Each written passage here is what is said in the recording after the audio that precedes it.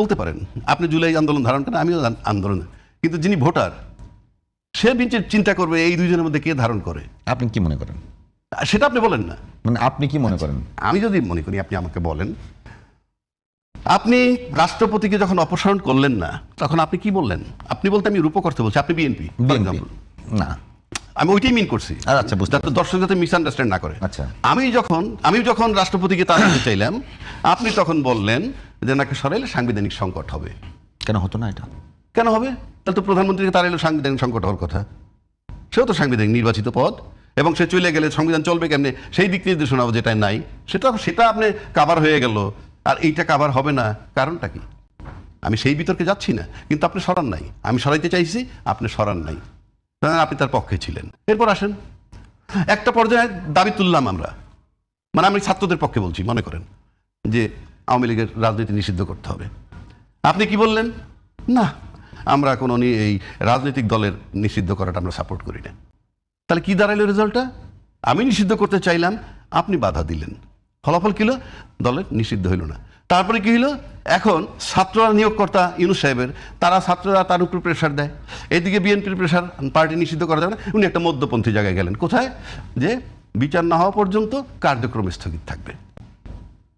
এটা কিন্তু একটা মধ্যপন্থা অবলম্বন করছেন ইউনূস সাহেব। কেন? ছাত্রদের চাপ এবং আপনার চাপ, মানে আমার চাপ আর আপনার চাপ। ফলে কি হয়েছে? এখন সময়ের ব্যবধানে কিন্তু আজকে এই প্রশ্নটা আসছে যে আপনারা যখন বিএনপি যখন আওয়ামী লীগকে নিষিদ্ধ করতে দিলেন না, তাহলে 35% ভোট অথবা 25% ভোট নিয়ে তারা মাঠে আছে, তাহলে আজকে আওয়ামী লীগের নানান জনের কথা নানান কর্নার থেকে আসতেছে, তাহলে ইনক্লুসিভ নির্বাচনের দিকে আপনারা গেলেন না কেন? ইভেন বিএনপির লোক এমনও কোনো জনসভায় বলছে, আমি নামটা বলছি না, জনসভায় বলছে যে বিএনপি যদি নির্বাচনের ক্ষমতায় যায় তাহলে একটা মধ্যবর্তী নির্বাচন ইনক্লুসিভ হবে বলে আমরা মনে করি। হ্যাঁ, একটা কথা এসছে। তাহলে আপনি নিজেই এখন স্বীকার করতেছেন যে মধ্যবর্তী নির্বাচন হবে। এই সব কিছু যদি আপনি মিলান তাহলে বোঝা যাচ্ছে বিএনপি লম্বা সময় থাকতে পারবে না। আপনাদের বক্তব্যই তো, মানে আমি বলছি আপনাদের বলতে বিএনপি, আমরা রূপক অর্থে বলতেছি। তো এইসব বিষয়, এরপরে আসেন আরেকটা বিষয়, আপনি দেখেন জামাতের আমিরের একটা অ্যাকাউন্ট হ্যাকিং নিয়ে কথা উঠলো। আমি টেকনিক্যাল বিষয় বুঝি না ভাই, এই জন্য আমি খুব টেকনিক্যাল বিষয় খুব জোরালো বলবো না, কিন্তু ওনারা ফাইনালি বের করছেন যে বঙ্গভবনের একজন কর্মকর্তা পাওয়া গেছে এবং তার ইমেইল আইডি এখানে ব্যবহার হয়েছে। আমি আগেই বলছি আমি টেকনিক্যাল ম্যাটার বুঝি না, but it is a fact যে তাকে পুলিশ জিজ্ঞাসাবাদ করতেছে, গ্রেপ্তার করছে কিনা আমি জানি না, ডিবি তাকে নিয়ে গেছে সেই বঙ্গভবনের। এটা একটা বিরাট ডিমেরিটস, মানে সামনে নির্বাচন, সেই নির্বাচনে আইডি হ্যাকিংয়ে বঙ্গভবনের একজন কর্মকর্তা ইনভলভ হয়, যারা যেই বঙ্গভবনের রাষ্ট্রপতিকে আওয়ামী শক্তির পক্ষের শক্তি এবং জামাতকে আওয়ামী বিরোধী শক্তি, জামাতকে ডিসলাইক করে রাজাকার হিসাবে আওয়ামী লীগ বা বিএনপি যাদের কথাই বলেন। সুতরাং এটা কিন্তু একটা টাচি ইস্যু আজকে পর্যন্ত, জিনিসটা কিন্তু হালকা না। এবং এটা জামাত পারছে কেমনে?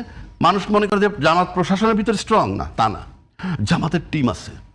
আমার ব্যক্তিগত ধারণায় জামাতের কাছে অন্তত 150-200 ব্যারিস্টার পাবেন, জামাতের কাছে আপনি 200 ইঞ্জিনিয়ার পাবেন বুয়েটের, জামাতের কাছে জাদ্রেল 200 ডাক্তার পাবেন, পেশাজীবী পাবেন, ইভেন আপনি মিডিয়ার লোকও পাবেন।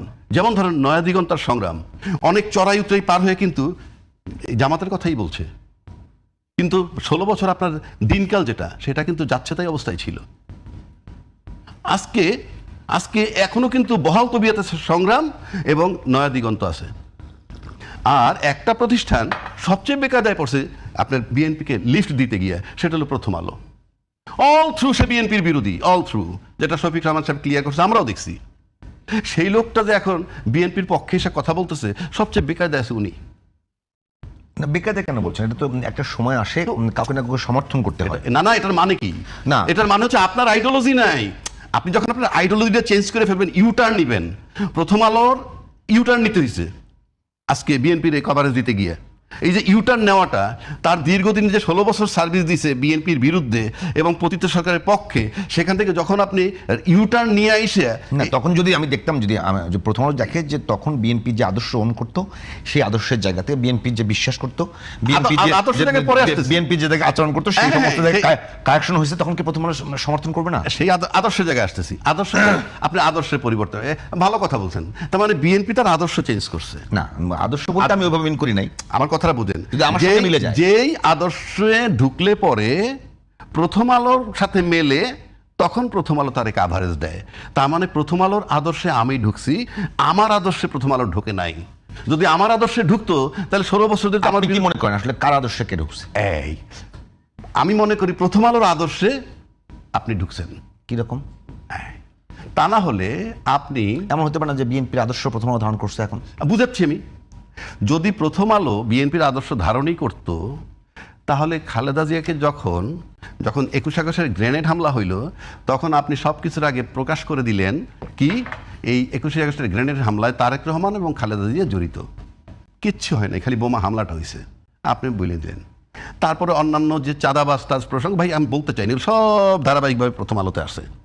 এরপরে যখন মইনুল হোসেন সাহেবের মইনুল হোসেন রোড দিয়ে খালেদা জিয়াকে বের করে দিল, নো কমেন্ট। আপনি যখন তারা কারাগারে নিয়ে গেলেন, নো কমেন্ট। তার মানে কি? তখন সে প্রথম আলোর আদর্শে ছিল না। বেগম খালেদা ছিল জিয়ার আদর্শে। এখন জিয়ার আদর্শ খালেদা এবং তারেক রহমান তিনজন যদি আনি, জিয়ার আদর্শ ধারণ করতেন খালেদা জিয়া। এরপর থেকে এটা ফুল স্টপ। তারপরে যেটা হইল, আপনি দেখেন, আমি মিলাই দিচ্ছি আপনাকে। বাংলাদেশের দুর্ভাগ্য কি জানেন? আমাদের দুর্ভাগ্য দেখেন, বঙ্গবন্ধু যখন স্বাধীনতার পরে উনি ফেরত আসলেন পাকিস্তান থেকে, কোনো ইতিহাসে আমি যাচ্ছি না, বিতর্কিত কোনো কথায় যাচ্ছি না, কিন্তু ওই মুহূর্তে তিনি ছিলেন অবিসংবাদিত একজন নেতা। আসার পর তাকে দেশবাসী সাংঘাতিকভাবে বরণ করে নিল। বাট আমরা অল্প সময়ের মধ্যে দেখলাম উনি আত্মীয়করণের ভিতরে চলে গেলেন, নিজের আত্মীয় স্বজনের বাইরে কিছু বোঝেন না, এবং একটা পর্যায়ে দেশবাসী অতিষ্ঠ হইল, যার রিফ্লেকশন ওনার মৃত্যু হইল। মানে আমি বেকায়দায় কথা বলতে যাচ্ছি না, সিম্পল। তারপর সময়ের মধ্যে জিয়া রহমান সাহেব আসলেন, he was accepted by the whole nation. মারাত্মকভাবে নিলেন, এবং মারাত্মকভাবে নেওয়ার পর ওনার যে আইডিওলজিটা ছিল, সে যদি কন্টিনিউ করতে পারতো, একটা বেকায়দা হয়ে যেত। কোন শক্তির জন্য সেই বিতর্কে আমি যাচ্ছি না। আমরা তাকে রাখতে পারলাম না, আমরা তাকে রাখতে পারি নাই। হিসাব সহজ। এখন যদি বলেন হত্যা দুইজনই হয়েছে। একজন হয়েছে আমরা তিক্ত হয়ে গেছিলাম তাই, আর একজনকে আমরা রাখতে পারি নাই। এই যে রাখতে পারি নাই আমরা তাকে ভালোবাসি, কিন্তু সে অন্য যার জন্য ক্ষতিকারক, তারা তাকে রাখেন নাই। বিষয়টা সহজ। তারপর একটা টাইম যাওয়ার পর আসলেন হুসাইন মোহাম্মদ এরশাদ। 9টা বছর ক্ষমতায় থাকলেন, সামরিক শাসক তো দুইজনই। উনি থাকলেন কিভাবে? উনি কি জিয়ার চেয়ে যোগ্য? না। ওনার 9 বছর থাকা আর শেখ হাসিনার 16 বছর থাকার ভিতরে মিল পাবেন।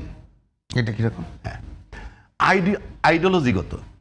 এরশাদ সাহেব কিন্তু অনেক উন্নয়নমূলক কাজ করছেন, রাষ্ট্রের অনেক উন্নয়নমূলক কাজ করছেন, কিন্তু সে হয়তো যে শক্তি তাকে বসাইছে বা পিছনে ছিল, তাদের সাথে হয়তো তার ভালো আন্ডারস্ট্যান্ডিং ছিল, এইটা করবো সেটা, একটা আন্ডারস্ট্যান্ডিং থাকে। সেটা হয়তো একসময় সে যে শান্তিপূর্ণভাবে 7-8 বছর পার করার পর যখন দেখলো যে না, যে পরিমাণ বিপু প্রত্যাশা করতেছিল সেটা পাচ্ছে না, তখন তার বিরুদ্ধে কিন্তু আন্দোলন গড়ে উঠলো এবং অভ্যুত্থান হয়ে গেল। খালেদা জিয়া ক্ষমতা আসলেন। বেগম খালেদা আসার পর বেগম জিয়ার গায়ের থেকে গন্ধ পাওয়া যাচ্ছে জিয়াউর রহমানের। মানে আমি বলছি গুণগত, রাজনৈতিকভাবে সব দিক থেকে আদর্শ তার গন্ধ পাওয়া যাচ্ছে। তার গন্ধ যখন পাওয়া যাচ্ছে, তখন আপনি মনে করেন এই দেশে প্রথম থেকে তার বিরুদ্ধে কথাবার্তা উঠে নাই, এই আন্দোলন সেই আন্দোলন, বিভিন্ন বিষয় আসছে। আসার পর 96 যখন আসলো, তখন একটা ইস্যু বানানো হইলো, আসলো একটা ইস্যু, তত্ত্বাবধায়ক সরকার। সেখান থেকে নতুন সরকার এসে গেল। তত্ত্বাবধায়ক সরকার পর আসলো প্রথম শেখ হাসিনা 2001 থেকে, আবার 2001 না 96 থেকে। 96-র পরে আবার চলে আসলো খালেদা জিয়া। তখন দেখলো যে না, তো গভর্নমেন্ট খালি অল্টারনেটিভ হবে। কেন? মানুষ 5 বছর পর পর অতিষ্ঠ হয়ে যায়। অতিষ্ঠ হয়ে গেলে সেকেন্ড অপশন কি থাকে?